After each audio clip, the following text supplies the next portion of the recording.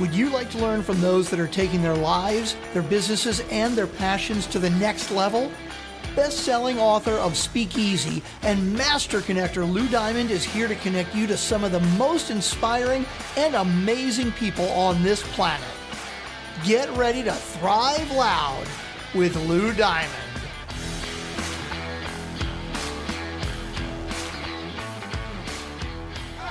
One, two, three, four.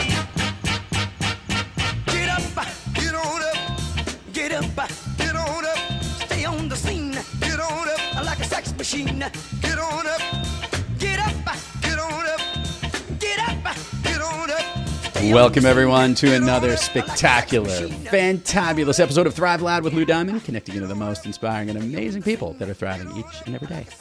I'm your host, Lou Diamond, and today on Thrive Loud, we are wrapping up 2023 with our final interview of the calendar year. So you'll be listening to this at the very end of 2023, which is kind of cool because we got a whole slate of stuff for 2024. But I bring you back a guest who is known as the change maker, and today brings us a story of hope. He's a very good friend, spectacular speaker, leader, author, and podcaster. He's pretty damn good. Got to hear him interview. We'll talk about his show at the end. And I am excited and honored to have him here today. Thrive Loud listeners, I bring you back onto Thrive Loud, Deke Copenhaver. Deke, welcome back to Thrive Loud. Lou, thank you so much, man. Appreciate you having me. And happy holidays to you. Yeah, happy holidays to you. Happy holidays to everybody, to all our listeners and everything. And I had a slew of options of what I wanted to do. We have 2 more episodes before we roll the calendar. There is this one, which I'm going to surprise you with in a minute as to what we're doing. And then there's another one where we picked like, not best ofs, but like 10 pretty cool things that happen on Thrive Loud with 10 different guests. We're going to do like as a little bit of a montage for the holiday week as people are, looking for something to do or catch the best of this amazing show. Now, the reason we have Deke here today, Deke is going to share with you his story. Specifically the one that took place this year. And what he's done this year truly emphasizes what Thriving Loud is all about. This is why we have, he's got a heart of gold. He's got a great message. And I think he's also got the spirit that we embody here at the program. So with that, Deke, I'm gonna pass the baton to you. Catch us up, man. You've had a very interesting year, I think is the best way to kick things off, no? Yes. Starting last year, I got into your program about podcasting. Thank you for making me a part of that. Absolutely. And so I'm like, man, this is going to be an awesome year. It's off to a great start. I'm working with Lou. This is cool. So in February of last year, I came down with laryngitis. And so, people had said, well, a lot of people with COVID have had laryngitis. So I didn't think anything of it because basically, too, I didn't feel bad.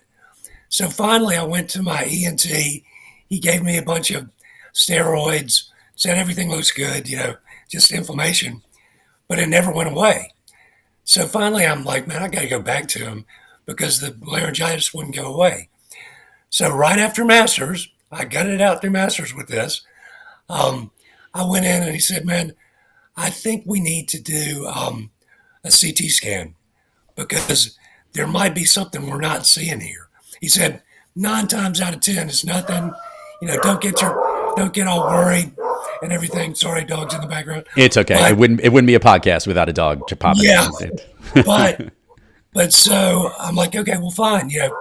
So I go get the CT scan, and after I get it, he calls me, and he's like, man, can I come meet you at your house?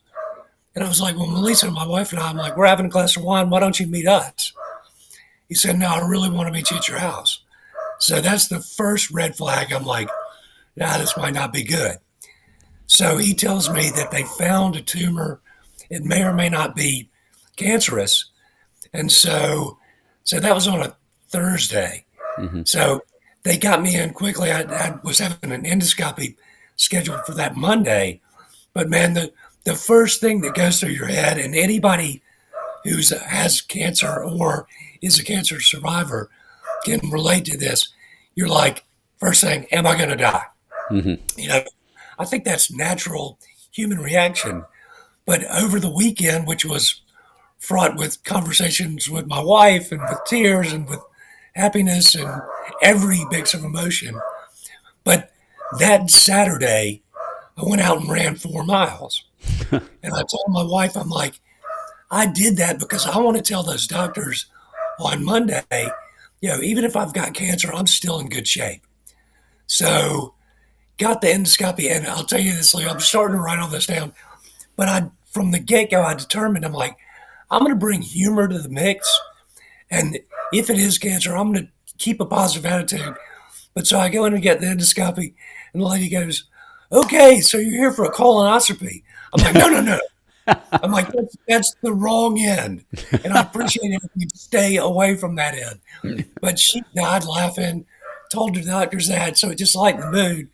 So they did the endoscopy. So that Wednesday, I got the call that, I had esophageal cancer. And it's this strange thing that just this calm came over me. And I'm like, okay, now I'm competitive. I'm like, now I know. So, but I made a deal with the doctors. I said, okay, from the start, I don't want to know any odds. I don't want to know the stage. I don't want to know a prognosis because I've beaten the odds my whole life. And the best way to beat them is not to know what the hell they are. And maybe that it works for me. It didn't work for everybody else, potentially. But so then I went to my friend who used to be my executive assistant, who's now chief of staff at the Georgia Cancer Center. I said, what can I do to use this to help the community? He said, well, we've got the cancer walk coming up in 3 weeks, so form a team. So I did and set as a goal raising $10,000. Lou, we raised $53,000 in 3 weeks. The overall goal for the cancer center was $75,000. They raised $115,000. So I'm like, the sea of goodwill that I spent 9 years building is still there. And so the community rallied around me, and that was, I think in life it's so important, and particularly in leadership roles, to set the tone. And that was setting the tone for the next 6 months of my journey. Yeah. Listeners need to know, I was going to wear it today, but it was in the wash. There was a Deke Copenhaver with his lovely mug on the top T-shirts, and there was raising money for the center in Georgia, right, in Atlanta, or was it Augusta? Forgot where it was. Yeah, Augusta.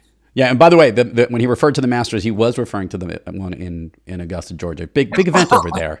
And for those who remember his original appearance, Deke was the mayor of Augusta, and obviously has very good connections. And obviously, that's a huge event going on in his career. So with that, okay, so the diagnosis comes in. You raise a tremendous amount of money and awareness. Let's go back to you. How are you, and what happened with your treatment? So, I got in to see the oncologist early, and the first thing I asked him was, I'm like, can I still exercise with this? But he said, you are the most healthy esophageal patient I've ever had. So you're young, you're in good shape. We've seen usually esophageal cancer responds well or whatever, squamous, to radiation treatment. So I'm like, okay, so then I go see my radiologist, who's a friend of mine. So in the meantime, they contacted MD Anderson. We had it in there. So they went through a protocol that's pretty standard for what MD Anderson would do there. But so I got into 5.5 weeks of intensive radiation treatment, 5 days a week, and chemo 1 day a week. And I will say for your listeners, and I'll get to this in a minute, but maintaining your physical conditioning as we get older, I'm 56, is so key because they were able to get so aggressive and do the chemo and the radiation concurrently because I was, in good physical condition. So, but it was amazing, Lou. They said, you're probably going to have some side effects, some hair loss, with the radiation going directly into your throat. They said you'll probably get to a point where you'll have trouble swallowing and everything. None of that ever happened with me. In that 5.5 weeks, I went to the gym 5 to 6 times a week, no hair loss, no weight loss, no appetite loss, and I could continue to eat. And so, but my radiologist, I'd go in and he's like, man, I'm really giving you treatment. And I'm like, dude, I know you are. My freaking collarbone is fried and blistered. So I know the radiation's going in there, but it's almost like they just kept telling me, waiting for the next shoe to drop. And I'm like, I'm not going to live my life that way. No. And as long as I'm good, I'm just going to enjoy it.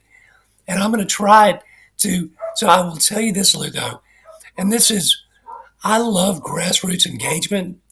So the finest form of grassroots engagement. I loved going through chemotherapy because I had a spirit of peace and calm. Not everybody gets that. So being able to go sit for 4.5 hours with other people getting chemo, I was able to share that spirit with them, which was, I mean, that helped with my healing process. I'm like, I see life as an energy loop. And so, I would give them positive energy, and to the nurses and to the doctors and to the patients, I'd get it right back. So went through 5.5 weeks, went down to MD Anderson 2 times in July, once for a PET scan, once for an endoscopy, and they couldn't find anything. So usually standard protocol is they'll go ahead and do the surgery to remove where it was just as a precaution. So the nurse basically said, I felt like that was what my next step was going to be. So I'm sitting there getting mentally prepared to have surgery because it's like a week in the hospital and 4-month recovery. But so the doctor comes walking in and he goes, Mr. Copenhaver, you're a conundrum. And I'm like, what? A conundrum? What is that coming from a doctor? He said, well, we can't find anything, but your tumor was so close to your windpipe that I don't want to do surgery and damage your windpipe and not find anything. So let's do this. Go back to Augusta, get chemo and immunotherapy, a combination, for 3 months, and then come back and see me in 3 months. So I did that again, and you'll appreciate this. The night before I started back through treatment, my wife and I were having dinner. I'm like, I'm really looking forward to going back through treatment. She's like, please tell me that you did not pray to go back through chemo. I'm like, no, but we met so many cool people going through it, and we built these relationships, and it's going to happen again. And it did. But so I went through 3 more months with no side effects. But I will tell you this, Lou. So I pray all the time. I'm like, Lord, use me as a vessel to multiply, magnify, and amplify, living loud, the blessings and the grace you bestowed upon me, and let me share them with others. So 2 times this happened in my second round of treatment. I'm sitting in the nurses station. I'll just tell you about one time. So there's a young man sitting next to me, and he goes, aren't you Deke Copenhaver? I said, yeah. He's like, you're the best mayor we've ever had. My wife loves you. My family loves you. Can I get my picture made with you? I'm like, yeah, man. So an older gentleman, first day of chemo, sitting across from him goes, I know who you are too. And he's exactly right. We're high-fiving, fist bumping. The nurse goes, I told you had so many fans here. I'm like, man, this is awesome. We're in it together. I've got your back and we're going to get through this. And I'm like, I leave that. I'm like, I don't even want to leave this room. But I'm like, that was the manifestation of those prayers. So I go back to MD Anderson, my wife and I, in October. So once again, endoscopy, another PET scan. But so this time, the Dr. Hofstetter, who plays it very close to the vest, he's supposed to be awesome, but he comes walking in and he's shaking his head and he's laughing. And I'm like, okay, that's got to be a good sign. So he goes, man, I don't know if I'm lucky or I'm good, but there's nothing there and you look better than you did in July. I'm like, you are good. You are not lucky. You're good. So he said, we've got the surgical board meeting So we'll decide a course of action, and we'll let you know next week. So in a couple of days. So it's ironic, Lou. So on my phone, I lost my mother to ovarian cancer a week after my 25th birthday. I lost my oldest brother, 21 years older than me, to pancreatic cancer in the fall of 2017. So a picture of me and all my brothers and sisters together when he was first diagnosed pops up on my phone. I'm sharing it with my family through this text thread that I've kept them updated. So then my phone rings, it's MD Anderson. As I'm looking at that picture, they said, okay, surgical board is met, and what we're recommending is 2 years of observation and once monthly immunotherapy. But it's, you realize, I'm like, and I would share with my doctors and nurses, I'm praying for you every day, smile with them, just hug on them, because you think about what they see in the line of work that they've chosen. But so, the lady was joyous in calling me. And so I shared that with my family, but with my radiologist, with my oncologist, with all the nurses, I shared that story with them, and it gave them hope and inspiration. So, we're going into what appears to be what could be a dark year for our country. I'm like, man, I just came through this. I mean, I hope I'm a symbol of inspiration, but I'm out there at the grassroots level. I'm like, the people that I met on this journey, everybody knew I was our former mayor. None of us talk politics because we're there with this shared communal experience, people from all walks of life, all ages. I'm like, of going through cancer. And I bet you, for your listeners and your viewers, there is not a single person out there whose life has not been touched by cancer. Whether it's been by them or a family member, I always look for the common ground. Cancer is a common ground issue, as is mental illness, as is substance abuse. As people and as a community, there's so much more common ground there than there is in what we see politically. But I don't think our country is nearly as divided as people say, because I don't exist in a silo. I exist in the community, in the therapy room. I exist in bars and restaurants, talking to people on the street and engaging them where they are. So I think we could see something really great happen next year. But I will say, I tell people, don't put faith in politicians. You have a civic duty to go out and improve your own community, and change starts at the grassroots level. So don't just look and say, we're broken politically, this is never going to change. Get out there and make things change in your community, and find a community, which is exactly what you're doing and building, and I hope I am too, that is like-minded, that really wants to not just talk about change or not just complain, but wants to go out and make it happen. And thank you for doing that. And man, you inspired me to get into podcasting. Yeah. Listeners, does anyone want to know why we have selected Deke to close out this year? And before I go down that path, I just want to ask you this question: whether it was your physical conditioning, your positive mindset, the procedures and the place of the excellent doctors you worked with, the mindset that you put yourself through here, and obviously just circumstances, obviously, and the prayers that you also made.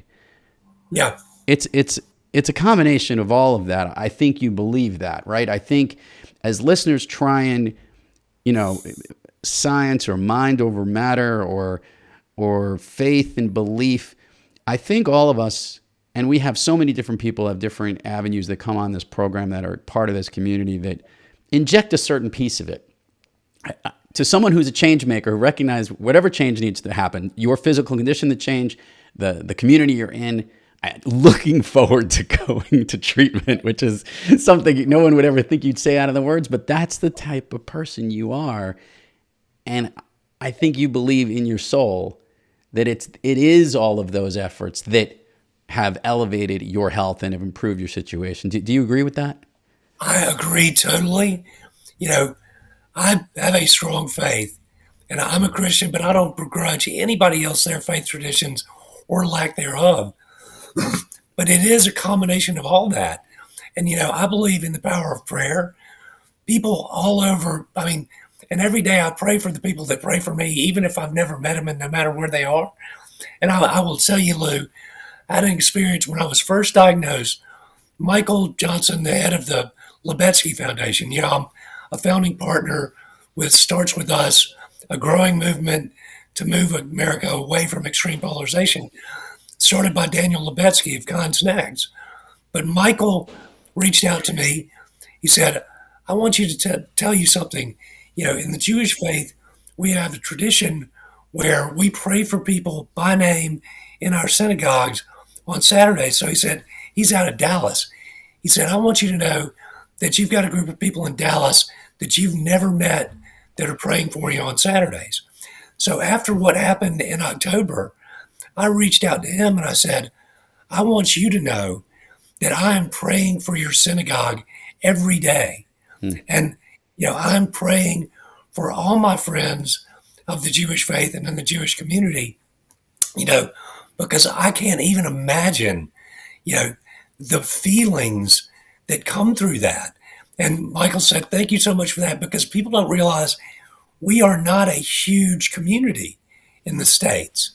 So, but it's given me that opportunity to, it's giving and taking, I'm getting back as much as I give.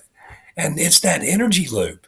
If you put it out there, simple acts of kindness and compassion, but it's like so I will tell you this story too. We have the largest gypsy camp in the United States, about 10 minutes from my house. They're a very, very close community. So my wife and I have always said, man, we like to be friends with gypsies and everything. So there was obviously I have esophageal cancer, and I was talking to another guy with it. So brother and sister, these two gypsies came in, Irish travelers, gypsies, but the gentleman asked me about esophageal cancer because this was his first chemo treatment. So I talked about it and everything, and I said, but I'm a true testament to the grace of God. So gypsies are all devout Catholics, or the majority of them. So that referencing my faith opened it up to another conversation. So I said, hey, can I get y'all's names? Because I want to put you on my prayer list. They said, yes. And can we get your name? Because we want to add you to the rosary that our priest does every day. So you'll love this too.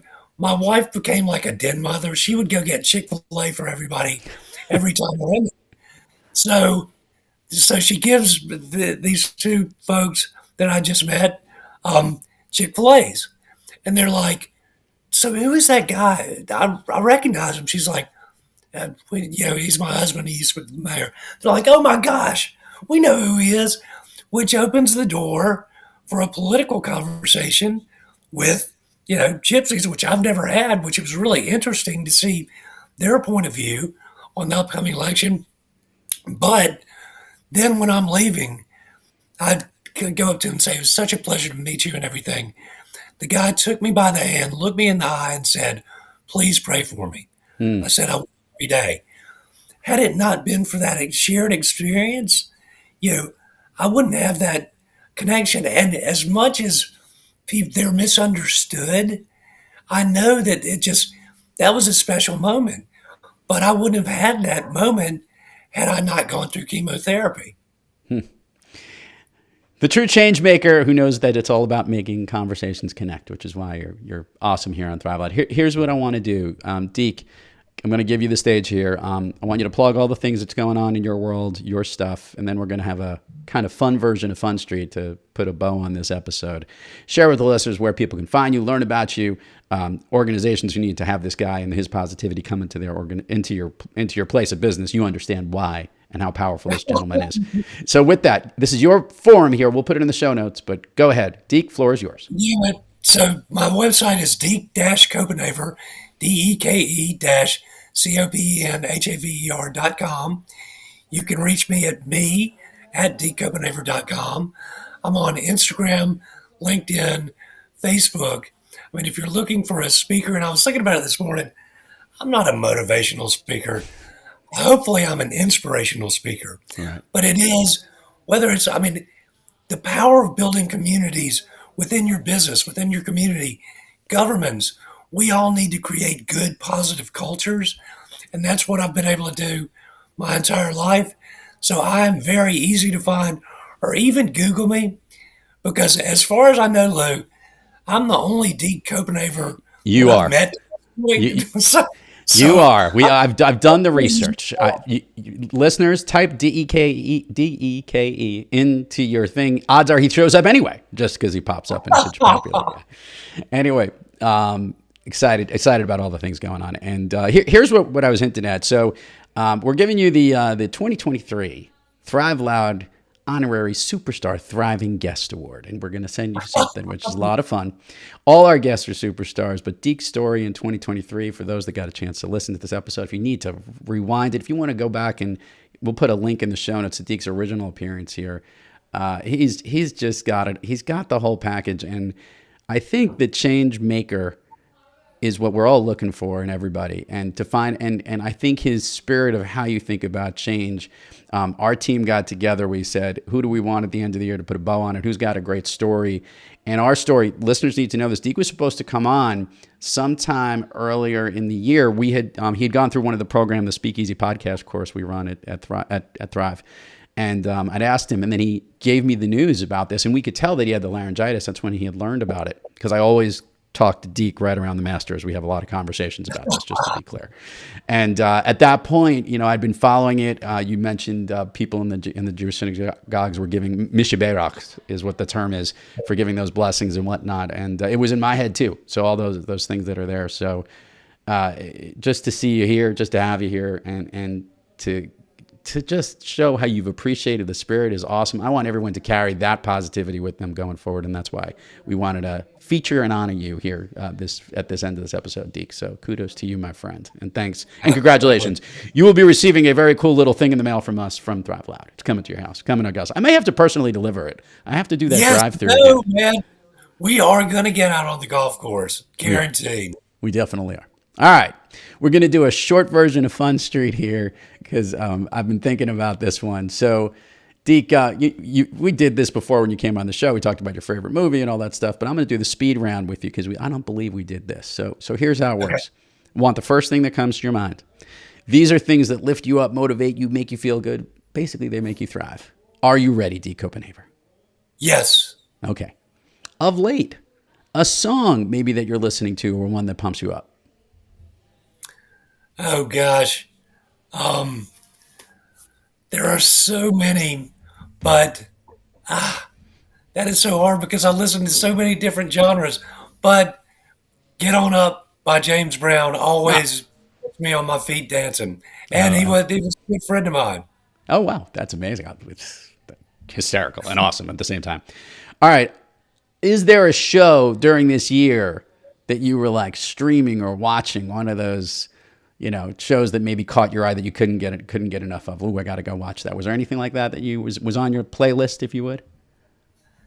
Not really. I'll tell you, we're so old school. I mean, I watch reruns of Law and Order all the time. Well, by the way, that counts. That counts, because it's on every minute of the day.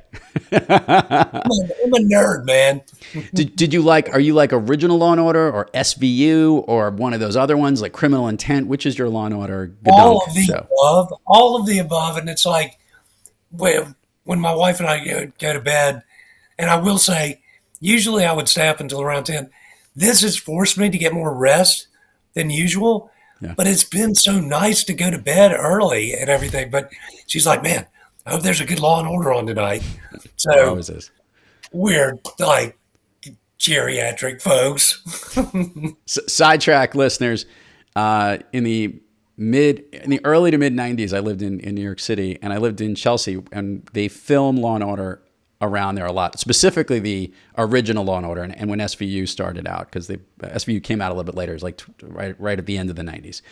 And I had a car that was parked in a parking lot on 23rd between 9th and 10th, which is no longer there. Actually, between 10th and 11th, excuse me, which is no longer there because there's more high rises there. My car was in 3 crime scenes on Law and Order. It was in the parking lot, and I went to go get it, but they were filming that day, and you were given messages like, if you need to get your car out, keep it out. But they were like filming like, crime scenes there with like, Jerry Orbach walking around taking, pictures and whatnot right around my car. So my car was involved in a lot of issues and episodes. I never saw any dollars from that, just to be clear. I just paid money to keep my car in that. I mean, so I've really seen your car. Oh yeah, one particular. There was one episode, like literally the body was up against the car next to mine. So when they would pan to the detectives, my car was right there. It was like, literally, they had you couldn't see the license plate, but you could see it. It was really cool. I'm like, that's my car. Anyway. The little things, I never knew your car was famous. And my car was way more famous than I am. Yes, it's true. Okay. Favorite food that's not a dessert? Favorite food that's not a dessert, sushi. Favorite dessert? Chocolate cake. Favorite thing to eat at Augusta National Masters Week? Because the prices are so low, it's worth it. Okay. Some would tell you pimento cheese sandwich. That was mine. I like the cold chicken sandwich personally. Oh, you know what? I didn't try when I was there, but put that on the list. An activity you wish you did more of? Golf. An activity you wish you did less of? Oh gosh. Time on my phone. Yep. An activity that's relatively new to you that you've recently tried that you liked so much you want to tell everybody else to try that isn't chemotherapy treatment. That isn't chemotherapy.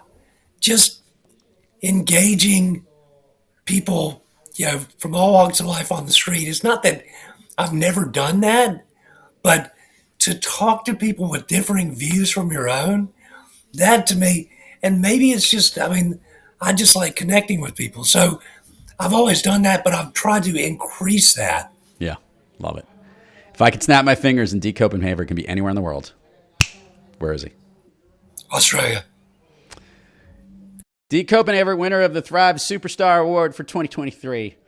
Truly an honor to have you here on the program. Hey, man, kicking ass in 2024. You and I getting together, that's one of our to-do lists in person, and truly an honor to have you back on the program, my friend. Great to have you, and keep being well and keep doing well. Absolutely, man. And I'll tell you, I feel like the Lord took every one of my 56 years to prepare me for 2024. So watch out. I'm hopefully going to be coming to a town near you. To all our listeners out there, thank you for joining us. Until next time, keep moving onward and upward. And remember, be brief, be bright, be gone. One more time. Thank you, Let's brother. hit it and quit. Go ahead. Can we hit it and quit? Yeah. Can we hit it and quit? Yeah. Can we hit it and quit? Yeah. Hit it.